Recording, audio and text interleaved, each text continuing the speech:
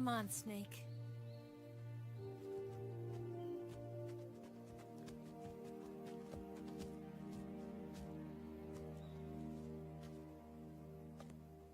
We made it. We made it. Over there.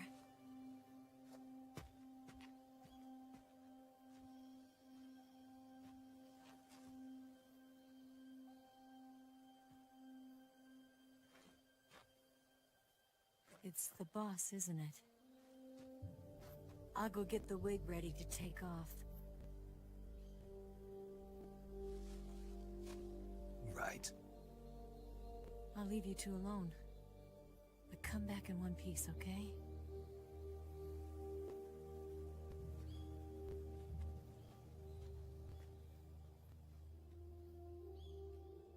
Promise me!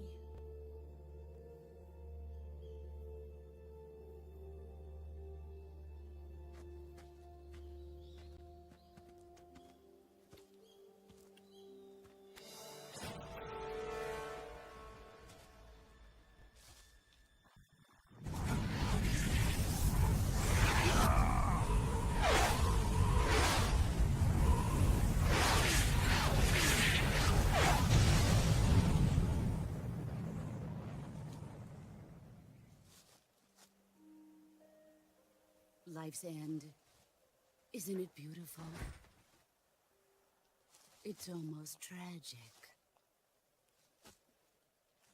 When life ends, it gives off a final lingering aroma. Light is but a farewell gift from the darkness to those on their way to die.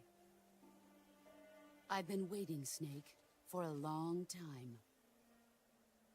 Waiting for your birth, your growth, and the finality of today. Boss. Why are you doing this? Why? To make the world one again. The world used to be whole. But with the end of the Second World War, the philosophers began to fight amongst themselves, and the world was torn apart. The Cobras, my comrades who trained and fought alongside me, were torn apart as well. The foibles of politics and the march of time can turn friends into enemies just as easily as the wind changes. Ridiculous, isn't it? Yesterday's ally becomes today's opposition, and this Cold War? Think back. When I was leading the Cobras, America and Russia were fighting together. Now, consider whether America and Russia will still be enemies in the 21st century. Somehow I doubt it. Enemies change along with the times, the flow of the ages, and we soldiers are forced to play along.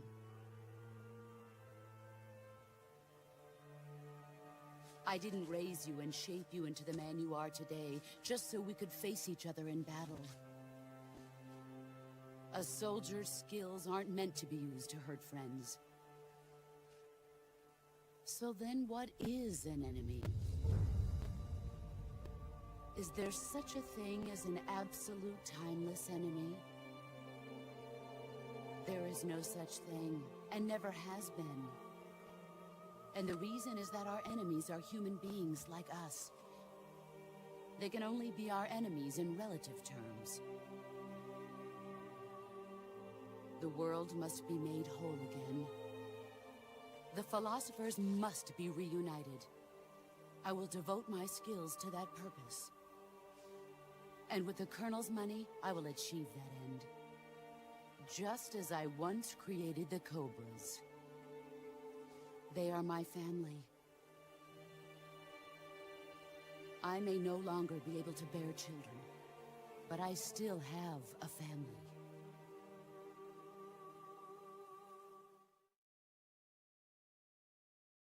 It was November 1st, 1951. I was in the Nevada desert participating in atomic testing. The name Nevada is derived from Spanish, covered in snow, white as snow. And snow is exactly what I saw in that Nevada desert. It froze my blood white. Snake, you were an atomic test subject, weren't you? On Bikini Atoll.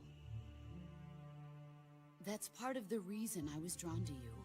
You and I are alike. We're both slowly being eaten away by the karma of others. We'll never have the chance to die peacefully of old age. We have no tomorrow. But we can still have hope for the future. In 1960, I saw a vision of the ideal future from space. 3 years earlier, the Soviet Union had succeeded in launching Sputnik, the first man-made satellite in history, into orbit. This came as a huge shock to the United States. In response, America threw everything it had into its own manned spaceflight project, the Mercury program. Even as the Soviets seemed poised to send their first man into space, America was still experimenting with chimpanzees and rockets. The government wanted human data. So they secretly decided to send a human being into space. I was the one they chose. At the time, they didn't have the technology to block out cosmic rays, and whoever they sent up would inevitably be exposed to heavy radiation. That's why they chose me. After all, I'd already been irradiated once. Of course, you won't find any of this in the history books. I could see the planet as it appeared from space. That's when it finally hit me. Space exploration is nothing but another game in the power struggle between the US and the USSR. Politics, economics, the arms race, they're all just arenas for meaningless competition.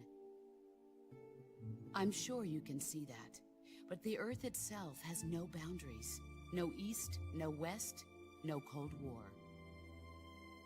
And the irony of it is, the United States and the Soviet Union are spending billions on their space programs and the missile race, only to arrive at the same conclusion. In the 21st century, everyone will be able to see that we are all just inhabitants of a little celestial body called Earth. A world without communism or capitalism, that is the world I wanted to see. But reality continued to betray me. In 1961, I was sent to Cuba, to Bahia de Cochinos. It was part of a CIA-sponsored invasion under the guise of taking Cuban exiles back to their country. But the US government betrayed them. Our weak-kneed president held back their air support. Defenseless, the exiles were annihilated by the Cuban army. All I could do was watch in silence. I was set up by the very country I'd sacrificed so much for, by the very government I dedicated my life to defending. I was driven from the surface world, and I went underground. Then, 2 years ago, I faced the Sorrow, my old comrade in battle. He was my friend. But one of us had to die. I was left with no choice. The Sorrow gave his life for me. There is no enmity between us. One must live, and one must die. That was the mission. The ones who gave me that mission were the philosophers. Early in the 20th century, the true holders of power in the United States, the Republic of China, and the newly formed Soviet Union gathered together in a secret meeting that would later be known as the Wise Men's Committee. The secret pact they formed there marked the beginning of the philosophers. but the last of the original members died in the 1930s. After that, the organization began to run out of control, and the Wise Men's Committee degenerated into a mere shell of its former self. The philosophers of today have no sense of good or evil. Their influence extends to countries and organizations involved in every aspect of every war. They have become war itself. That's how they operate. The sacrifices of war cause a shift in the times. This shift leads to renewed conflict, and in turn triggers the next war. Like a nuclear chain reaction, each conflict sparks countless others, forming an endless spiral that will continue on for eternity. Do you understand what I'm saying, Snake? By consuming me and you, the philosophers intend to keep that cycle going forever. It was my father who explained all of this to me. He was one of them. You see, I am the last remaining child of the philosophers. But after he revealed the truth, my father was killed by that same shapeless, formless organization. And my father isn't the only thing the philosophers have taken from me. In June of 1944, the Cobras and I took part in the landing at Normandy. We'd been given a top-secret mission to locate and destroy enemy V-2 rocket installations. I was pregnant at the time. The sorrow was the father. I gave birth on the field of battle. A beautiful baby boy. But my child was snatched away from me by the philosophers.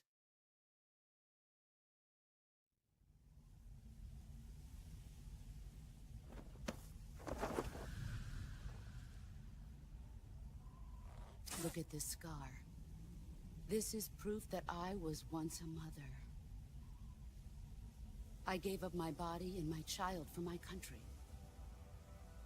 There is nothing left inside me now. Nothing at all.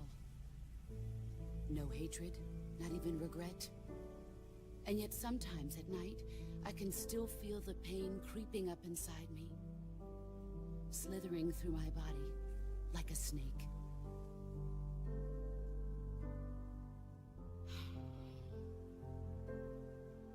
I've never talked this much about myself before. Thanks. Thanks for listening to me.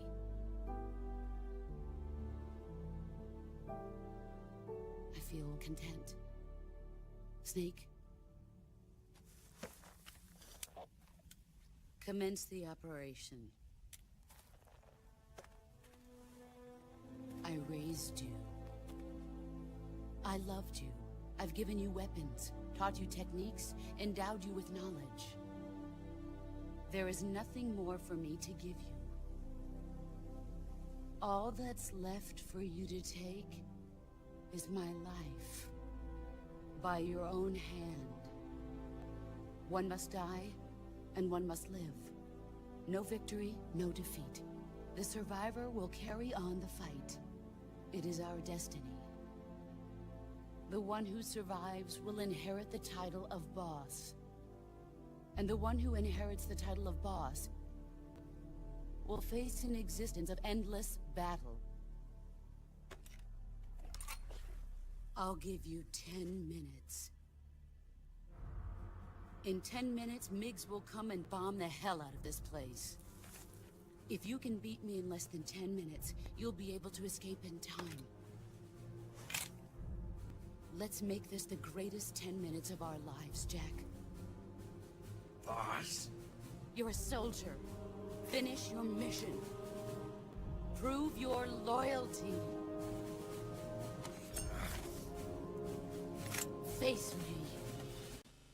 Better run.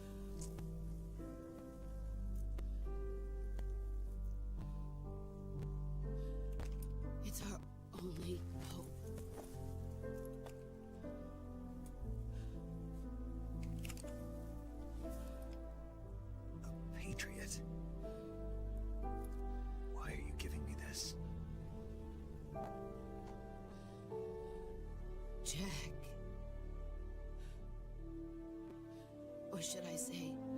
Snake. You're a wonderful man.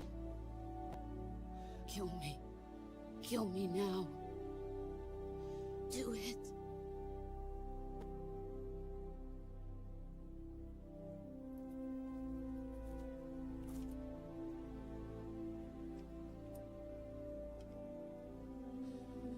There's only room for one boss and one snake.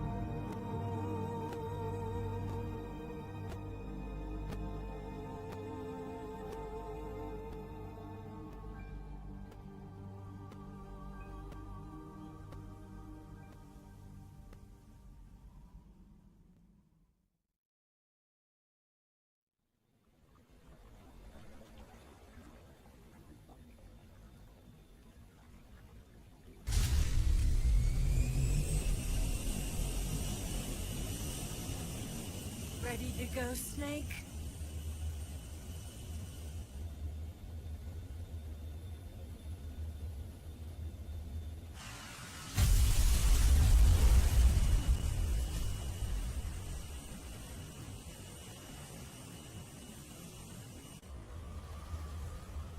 Are you okay?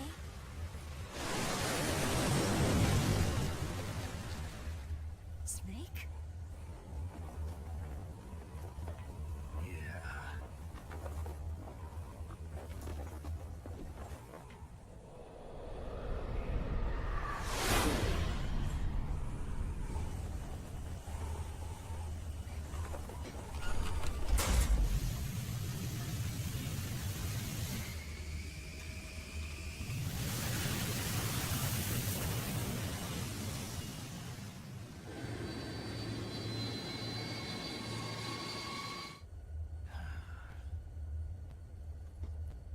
I told you you could trust me.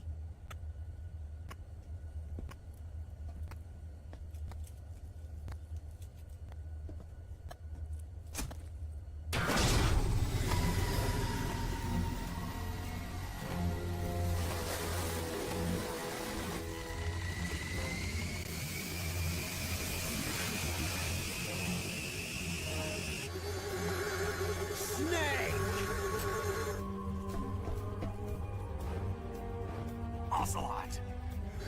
We're not done yet!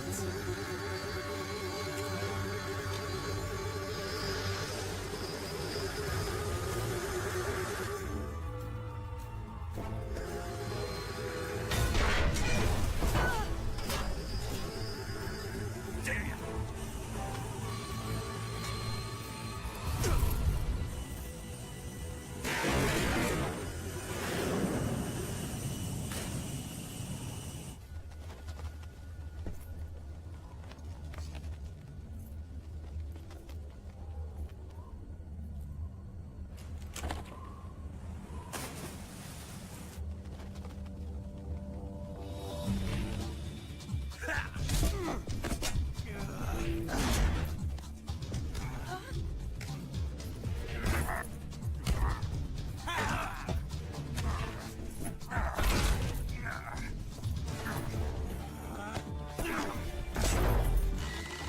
Too heavy!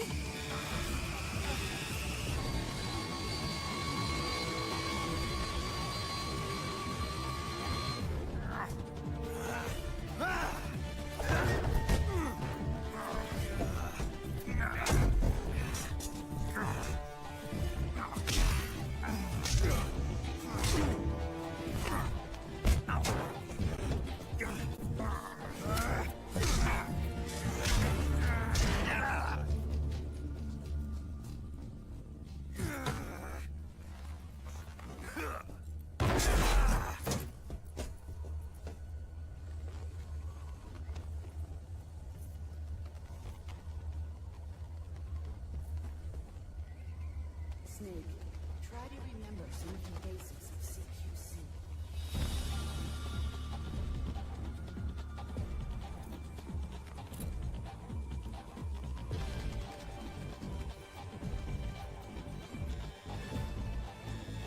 Not good!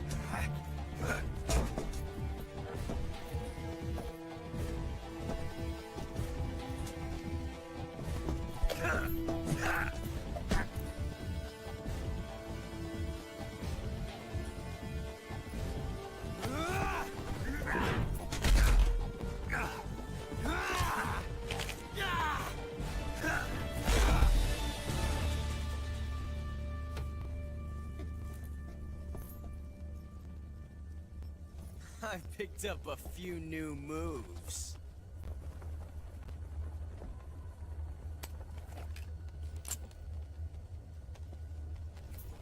Huh. It doesn't feel right to shoot an unarmed man. But I'll get over it. Eva!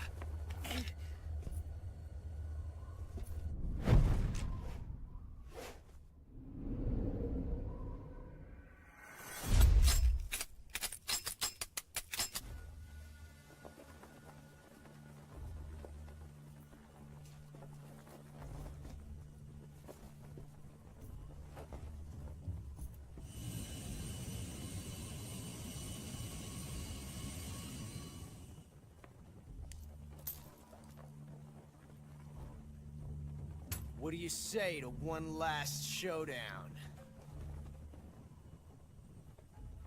Yeah, all right.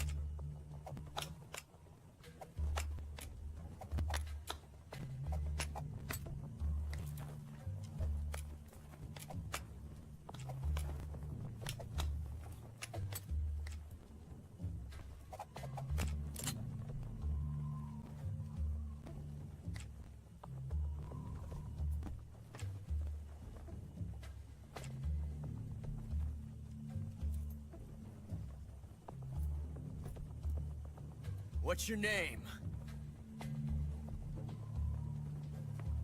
Snake. No. Not that name. You're not a snake, and I'm not an ocelot. We're men with names. My name is Adamska. What's yours? John. Very well, John. Plain name. But I won't forget it.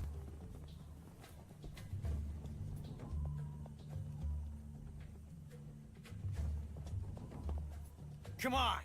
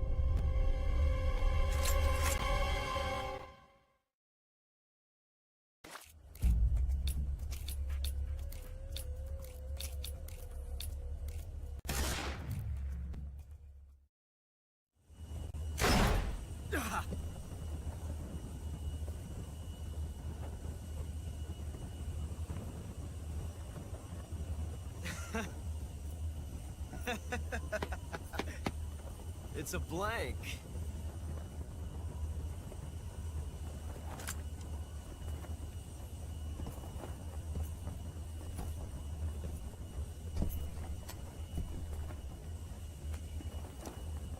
That was fun. Till we meet again, John.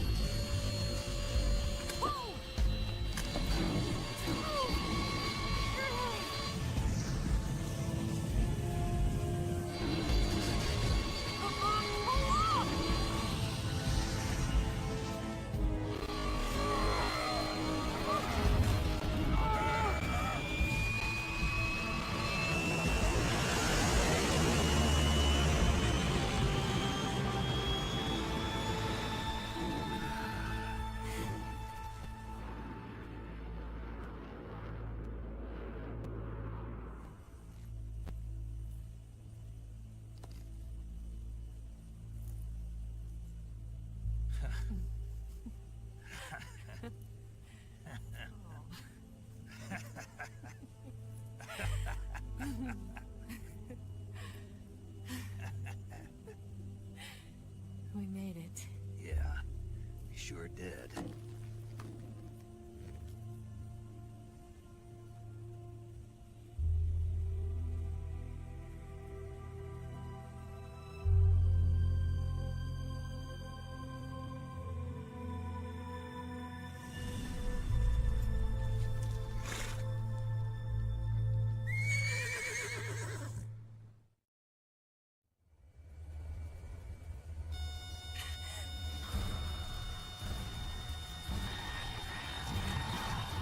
Oh no! Migs!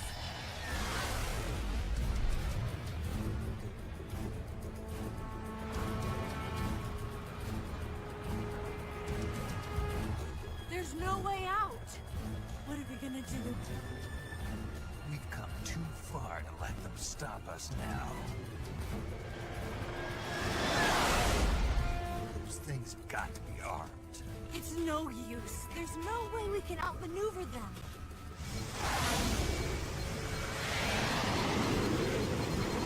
They're gonna shoot us down.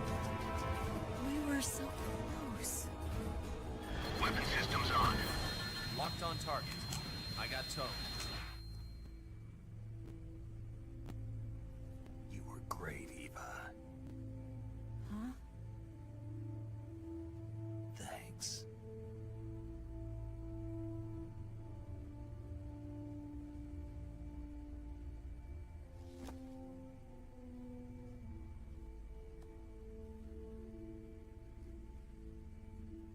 Vault 19, this is Control. Stand by for a direct order from the chairman.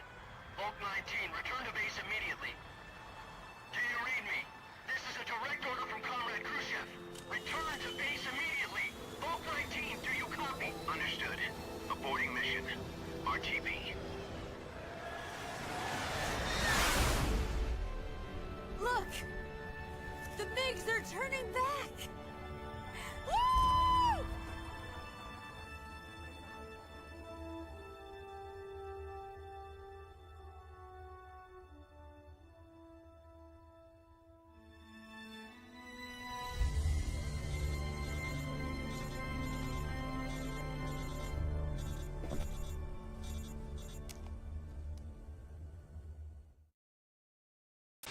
Well done, Snake. The MiGs disengaged. Most likely under orders from Khrushchev. Is this his way of helping us? Who knows? Maybe he didn't want things to get messier than they already are. Or maybe he just wanted us to owe him one. The important thing is, you made it out alive. As long as Khrushchev is with us, I don't think they'll be coming after you. It should be smooth sailing all the way to Alaska. I'm sending someone out to Galena Base to meet you. To meet me? The DCI and the President himself are waiting at Langley. Don't keep them waiting.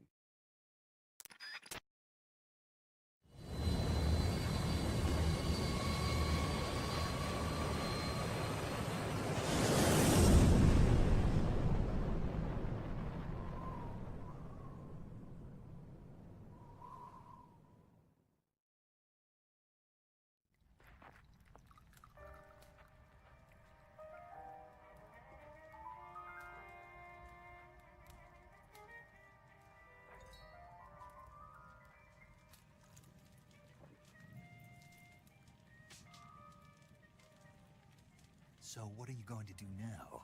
Go back to the KGB? What do you want me to do? Did you ever think about coming back to America? I can't go back. I've left America behind me. But you saved this country. I didn't do it alone.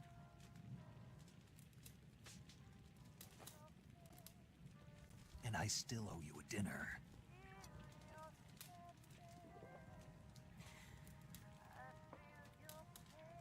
Is that part of your mission too? Or is it an order? Or is it an invitation?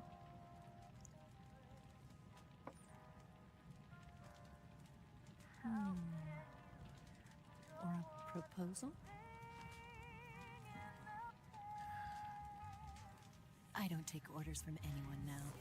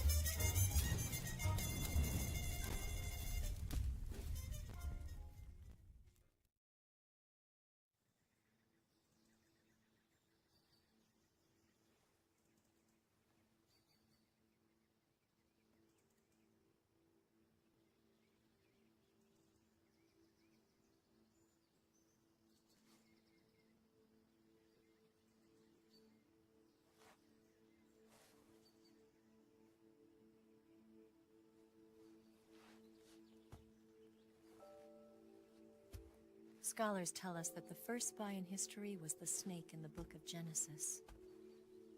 In that story, it was Eve who was tempted by the snake in the Garden of Eden. But this time around, it was I who tempted the snake and got away with the forbidden fruit of knowledge. Forgive me, Snake.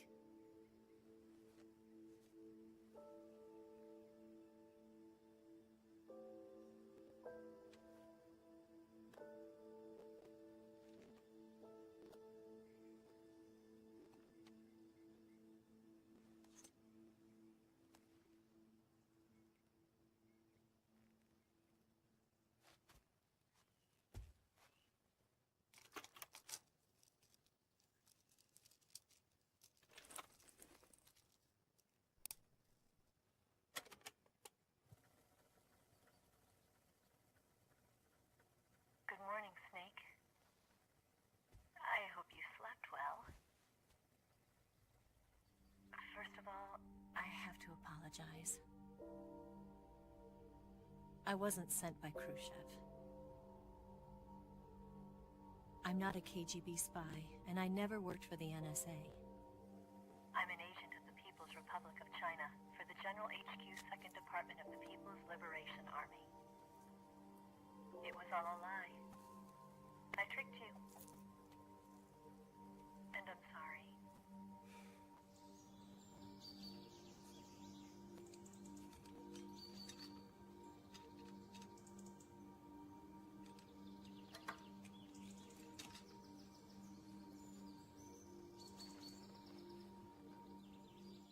The philosophers still exist in China, too. You see, my mission was to find out where Volgin was hiding the philosopher's legacy and steal it. So I infiltrated his base as a KGB spy.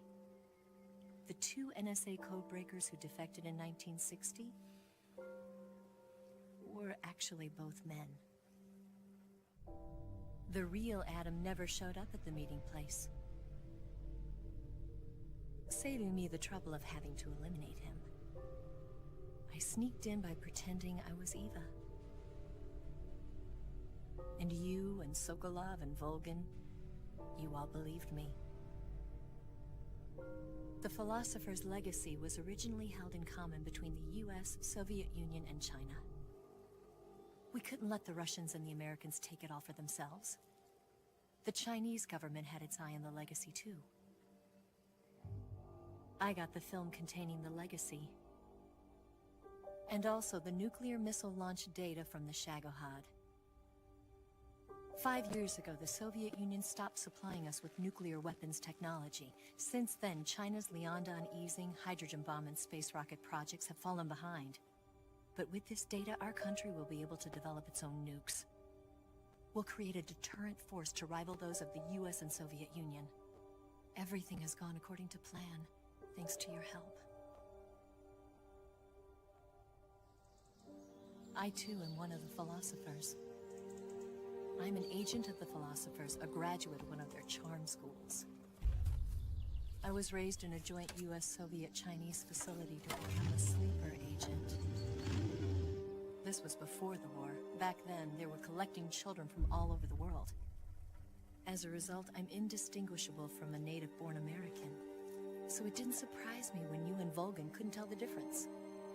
But she knew right from the beginning. She knew because before the war, she was at one of the philosopher's schools too, as an instructor.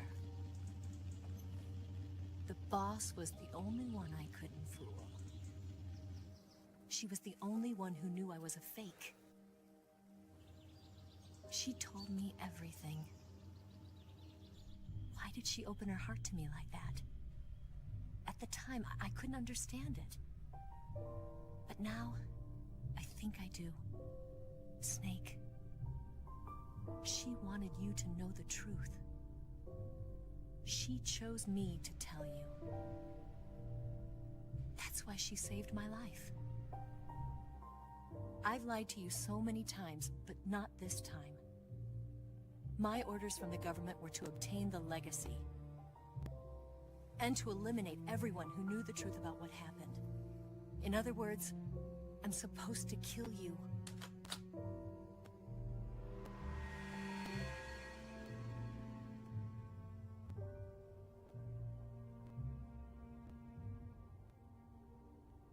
But I can't do it. Not because we loved each other. And not because you saved my life.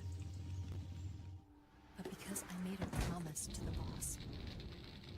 And I intend to keep it. I just wanted you to know. And you have to live.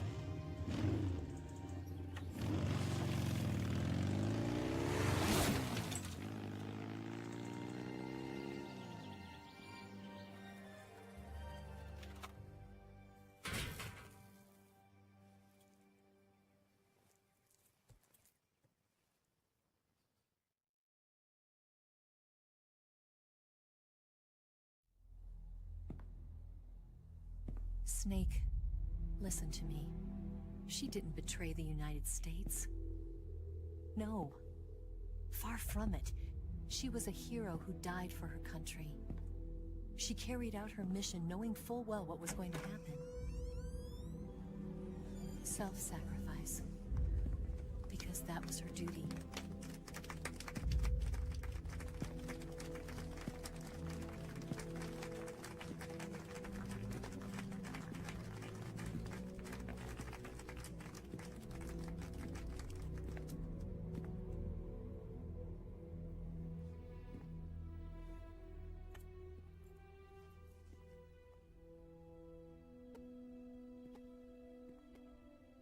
You are above even the boss. I hereby award you the title of Big Boss.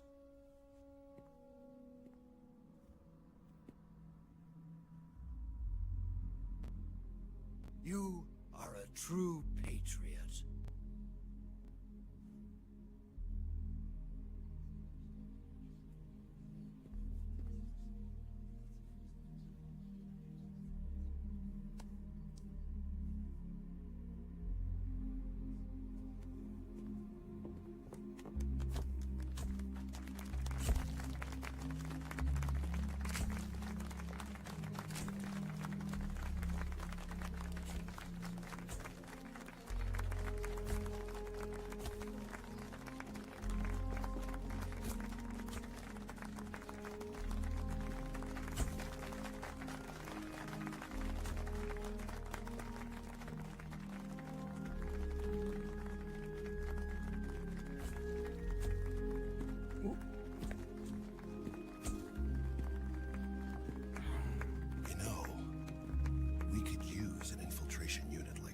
In the army.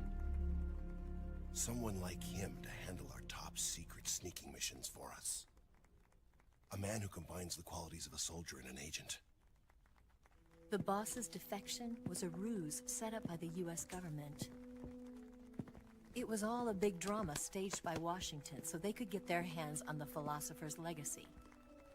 And the boss was the star of the show. They planned it so that they could get the legacy that Colonel Volgin inherited and destroy the Shagohod at the same time. Only a legendary hero like the boss could have earned Volgin's trust. Finding out where the philosopher's legacy was hidden was to be her greatest mission. Everything was going according to plan. But then something happened that no one could have predicted. Colonel Volgin fired an American-made nuclear warhead at Sokolov's research facility. Khrushchev demanded that the US government provide proof that it wasn't involved. They couldn't just abort the operation to steal the legacy. So the operation itself was greatly expanded and revised. The authorities in Washington knew that in order to prove its innocence, they'd have to get rid of the boss. And that one of their own would have to do the job. The public couldn't be allowed to find out about it. Not ever. This, they concluded, would be the best way to keep the whole thing under wraps. The boss wouldn't be allowed to come back home alive. And she wouldn't be allowed to kill herself. Her life would be ended by her most beloved disciple. That was the way the government wanted it. That was the mission she was given. And she had no choice but to carry it out. Her death at your hands was a duty she had to fulfill. Out of duty, she turned her back on her own comrades. A lesser woman would have been crushed by such a burden. The taint of disgrace will follow her to her grave.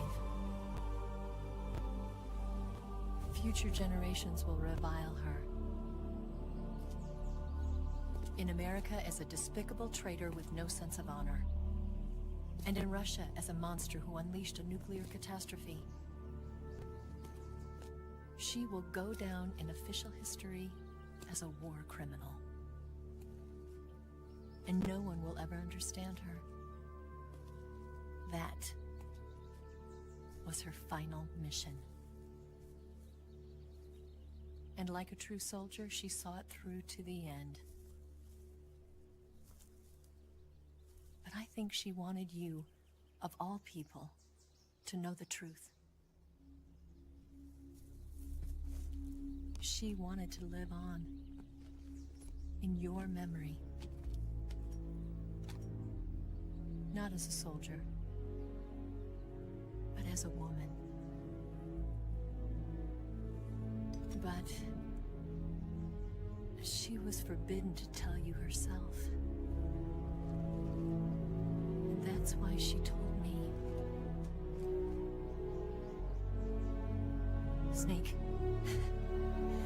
history will never know what she did.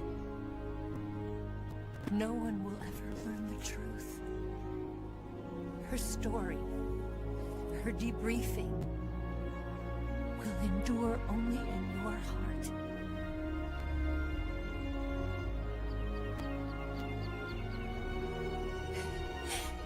Everything she did for her country. She sacrificed her life and her honor for her native land. She was a real hero. She was a true patriot.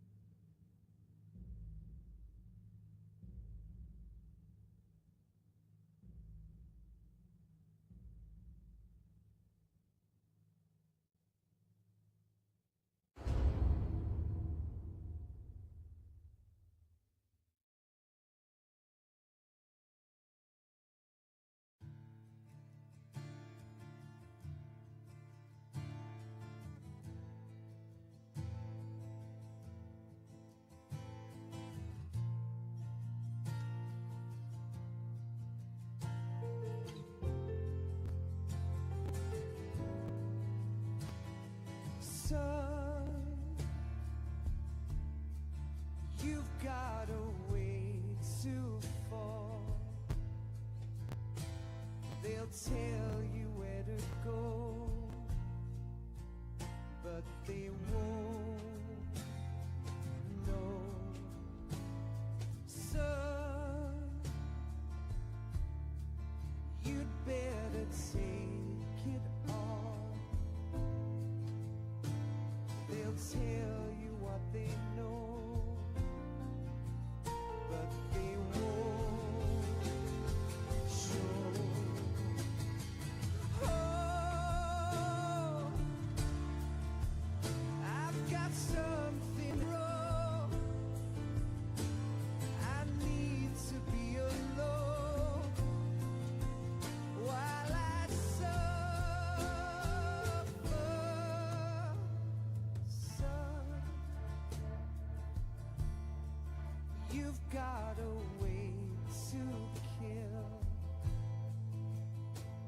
They're picking on you still, but they don't know. Son, you'd better wait to shine. They'll tell you what is yours, but they take mine. Oh,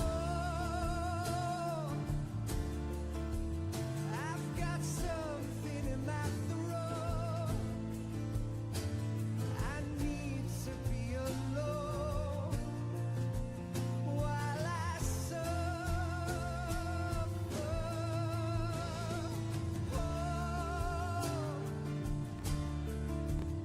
There's a hole inside my bones. I need to stay afloat for the summer, Lord.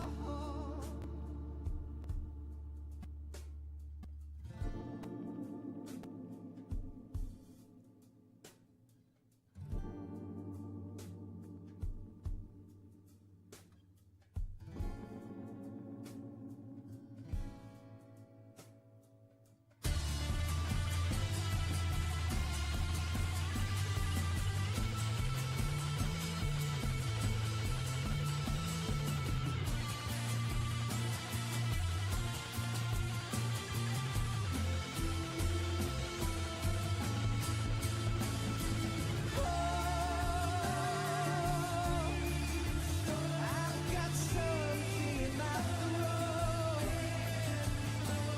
I need to be alone while I suffer.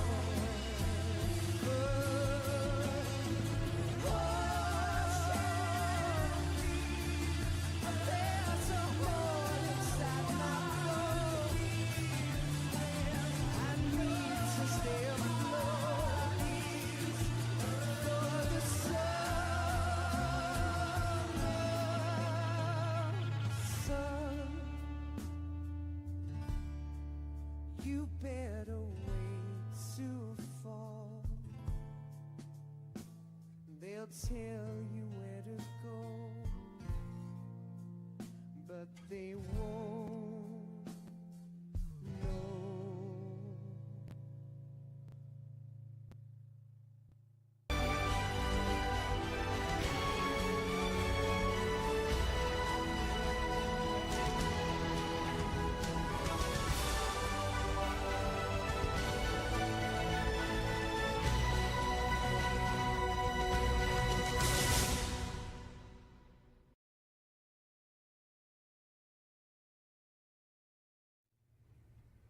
Yes, Groznygrad and the Granin Research Facility have both been wiped out without a trace.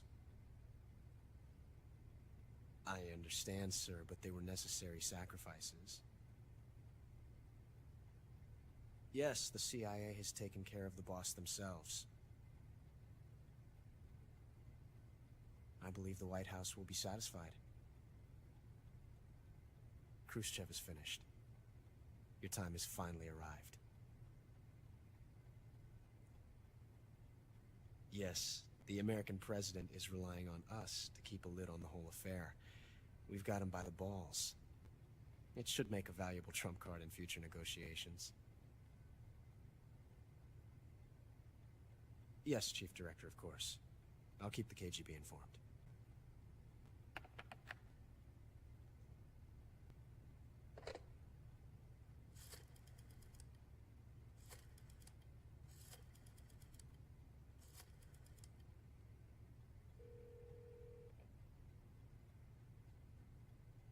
Yes, it's me. The boss has accomplished her mission. The philosopher's legacy is now safely with us, in America's hands. With this money, yes, the philosophers can finally be revived. The film we handed the Chinese was a fake. Peking must be in an uproar right about now. I'm afraid so. Only half the money has made it back to the United States. The KGB must still have part of the legacy. Yes, the weapon has been reduced to ashes.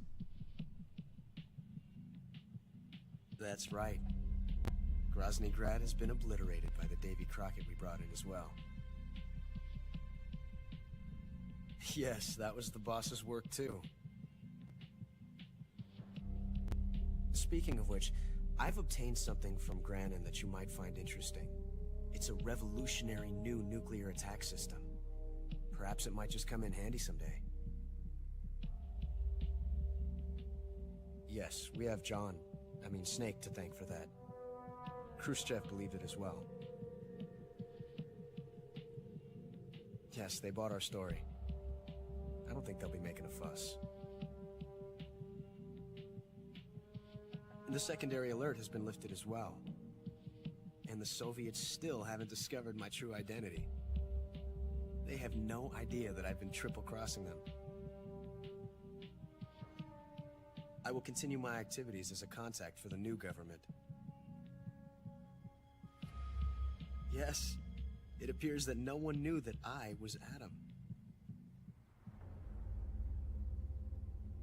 Of course, I'm always at the CIA's disposal, Mr. Director.